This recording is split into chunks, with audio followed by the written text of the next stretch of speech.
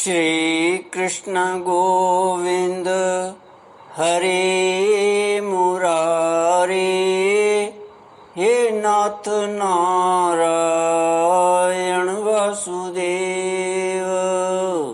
श्री कृष्ण गोविंद हरे मुरारे, हे नाथ नारायण वासुदेव। ओम नमो भगवते वासुदेवाय। ओम नमो भगवते वासुदेवाय। कृष्णाय वासुदेवाय हरये परमात्मने प्रणतक्लेशनाशाय गोविन्दाय नमो नमः। सच्चिदानन्दरूपाय विश्वोत्पत्त्यादिहेतवे तापत्रयविनाशाय श्रीकृष्णाय वयं नमः। सच्चित आनंद स्वरूप परमात्मा जो सृष्टि की उत्पत्ति, पालन और संहार करता है तथा जीवों के आध्यात्मिक, आदि दैविक, आदि भौतिक तापों को नष्ट करने वाले हैं, अर्थात जीवों के मानसिक, शारीरिक और भौतिक दुखों को दूर करने वाले हैं, उन श्री कृष्ण भगवान को हम नमस्कार करते हैं। श्री कृष्ण गोविंद हरे मुरारे, हे नाथ नारायण वासुदेव। श्रीमद् भागवत दशम स्कंध अथ दशमोऽध्यायः। राजोवाच कथ्यतां भगवन्नेतत् तयो शापस्य कारणं यत्तद्विगर्हितं कर्म येन वा देवर्षेस्तमः। श्रीशुक उवाच रुद्रस्यानुचरो भूत्वा सुदृप्तौ धनदात्मजौ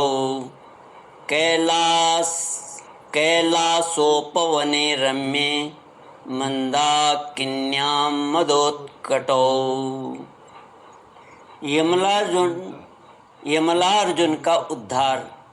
राजा परीक्षित ने पूछा, भगवान आप कृपया यह बतलाइए कि नलकूबर और मणिग्रीव को शाप क्यों मिला? उन्होंने ऐसा कौन सा निंदित कर्म किया था जिसके कारण परम शांत देवऋषि नारद जी को भी क्रोध आ गया? श्री सुखदेव जी ने कहा, परीक्षित, नल, कुबर और मणिग्रीव ये दोनों एक तो धनाध्यक्ष कुबेर के लाडले लड़के थे और दूसरे इनकी गिनती हो गई रुद्र भगवान के अनुचरों में। इससे उनका घमंड बढ़ गया। एक दिन वे दोनों मंदाकिनी के तट पर कैलाश के रमणीय उपवन में वारुणी मदिरा पीकर मदोन्मत्त हो गए थे। नशे के कारण उनकी आंखें घूम रही थीं। बहुत सी स्त्रियां उनके साथ गा बजा रही थीं और वे पुष्पों से लदे हुए वन में उनके साथ विहार कर रहे थे। उस समय गंगा जी में 5 के 5 कमल खिले हुए थे। वे स्त्रियों के साथ जल के भीतर घुस गए और जैसे हाथियों का जोड़ा हथनियों के साथ जल क्रीड़ा कर रहा हो, वैसे ही वे उन युवतियों के साथ तरह तरह की क्रीड़ा करने लगे। परीक्षित, संयोगवश उधर से परम समर्थ देवऋषि नारद आ निकले। उन यक्ष युवकों को देखा और समझ लिया कि ये इस समय मतवाले हो रहे हैं। देवऋषि नारद को देखकर वस्त्रहीन अप्सराएं लज्जा गईं शाप के डर से उन्होंने तो अपने अपने कपड़े झटपट पहन लिए, परंतु उन यक्षों ने कपड़े नहीं पहने। जब देवऋषि नारद ने देखा कि ये देवताओं के पुत्र होकर श्रीमत से अंधे और मदिरापान करके उन्मत्त हो रहे हैं, तब उन्होंने उन पर अनुग्रह करने के लिए शाप देते हुए यह कहा। देवऋषि नारद के शाप देने में दो हेतु थे। कार कहते हैं, एक तो अनुग्रह उनके मद का नाश करना और दूसरा अर्थ श्री कृष्ण प्राप्ति। ऐसा प्राप्त होता है कि त्रिकालदर्शी देवऋषि नारद ने अपनी ज्ञान दृष्टि से यह जान लिया कि इन पर भगवान का अनुग्रह होने वाला है। इसी से उन्हें भगवान का भावी कृपा पात्र समझकर ही उनके साथ छेड़छाड़ की। श्री कृष्ण गोविंद हरे मुरारे, हे नाथ नारायण वासुदेव। देवऋषि नारद जी ने देखा कि ये देवताओं के पुत्र होकर श्रीमत से अंधे और मदिरापान करके उन्मत्त हो रहे हैं, तब उन्होंने उन पर अनुग्रह करने के लिए शाप देते हुए यह कहा। नारद जी ने कहा, जो लोग अपने प्रिय विषयों का सेवन करते हैं उनकी बुद्धि को सबसे बढ़कर नष्ट करने वाला है श्रीमद। धन संपत्ति का नशा, हिंसा और रजोगुणी कर्म और कुलीनता आदि का अभिमान भी उससे बढ़कर बुद्धि भ्रंशक नहीं है, क्योंकि श्रीमत के साथ साथ तो स्त्री, जुआ और मदिरा भी रहती है। ऐश्वर्य मद और श्रीमत से अंधे होकर अपनी इंद्रियों के वश में रहने वाले क्रूर पुरुष अपने नाशवान शरीर को तो अजर अमर मान बैठते हैं और अपने ही जैसे शरीर वाले पशुओं की हत्या करते हैं। जिस शरीर को भूदेव, नरदेव, देव आदि नामों से पुकारते हैं, उसकी अंत में क्या गति होगी? उसमें कीड़े पड़ जाएंगे, पक्षी खाकर उसे विष्ठा बना देंगे, या वह जलकर राख का ढेर बन जाएगा। उसी शरीर के लिए प्राणियों से द्रोह करने में मनुष्य अपना कौन सा स्वार्थ समझता है? ऐसा करने से तो उसे नरक की ही प्राप्ति होगी। बतलाओ तो सही, यह शरीर किसकी संपत्ति है? अन्न देकर पालने वाले की है या गर्भाधान कराने वाले पिता की? यह शरीर उसे 9 महीने पेट में रखने वाली माता का है अथवा माता को भी पैदा करने वाले नाना का? जो बलवान पुरुष बलपूर्वक इससे काम करा लेता है उसका है, अथवा दाम देकर खरीद लेने वाले का? चिता की जिस धधकती आग में यह जल जाएगा उसका है, अथवा जो कुत्ते सियार इसको चीथ कर खा जाने की आशा लगाए बैठे हैं उनका? यह शरीर एक साधारण सी वस्तु है, प्रकृति से पैदा होता है और उसी में समा जाता है। ऐसी स्थिति में मूर्ख पशुओं के सिवा और ऐसा कौन बुद्धिमान है जो इसको अपना आत्मा मानकर दूसरों को कष्ट पहुंचाएगा, उनके प्राण लेगा?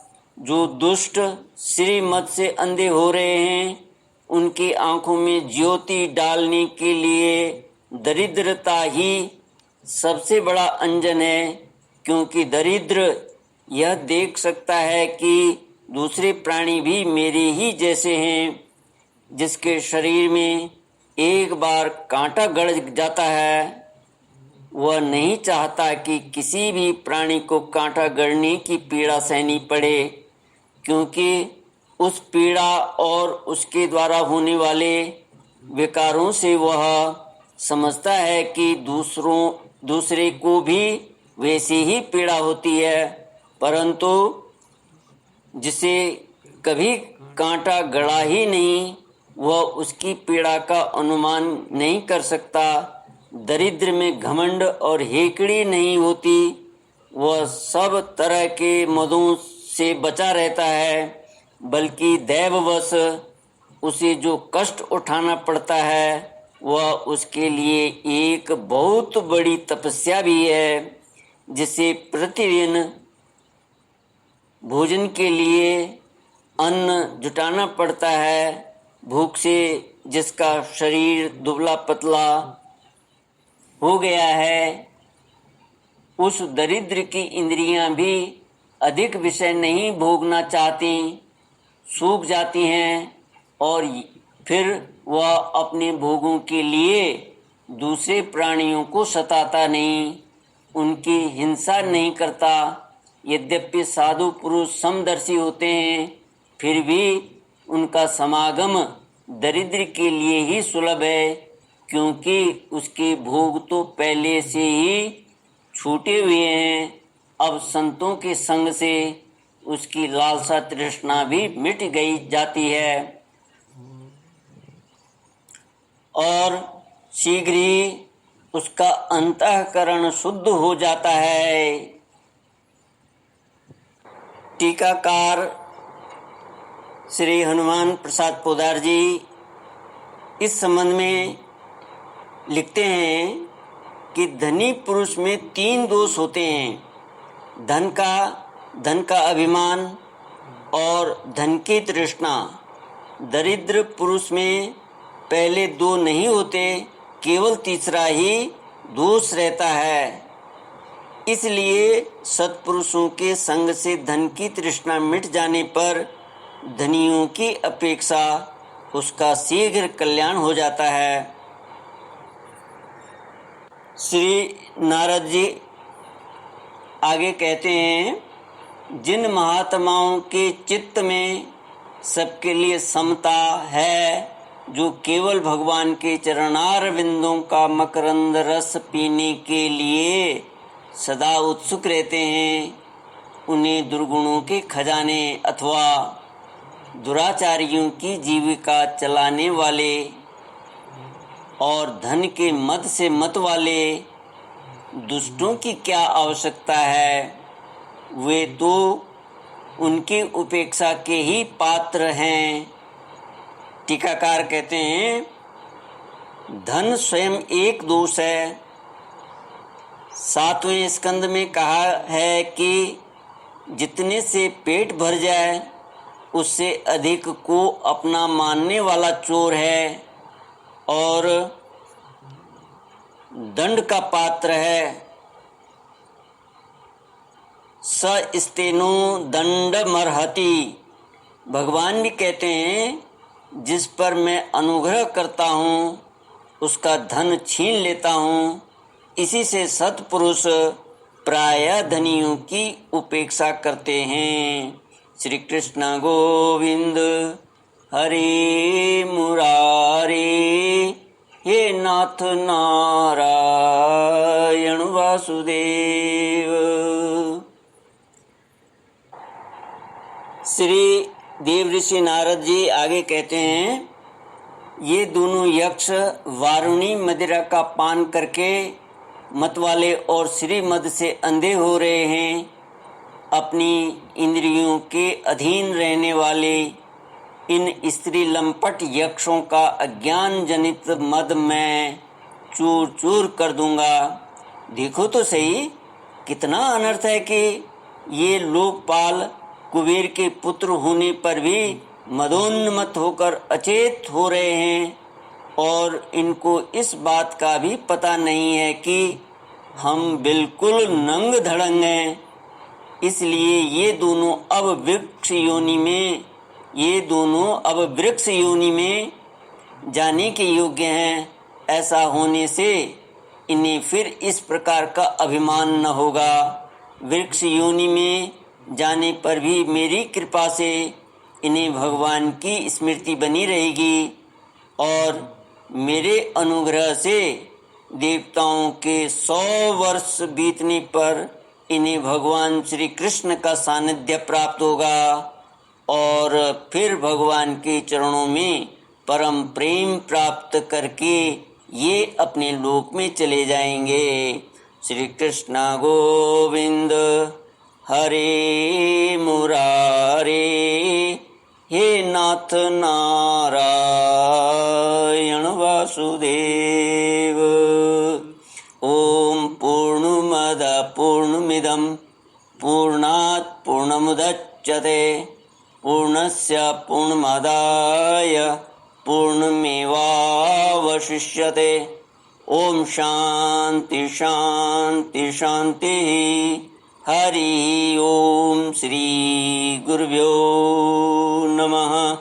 हरि ओम।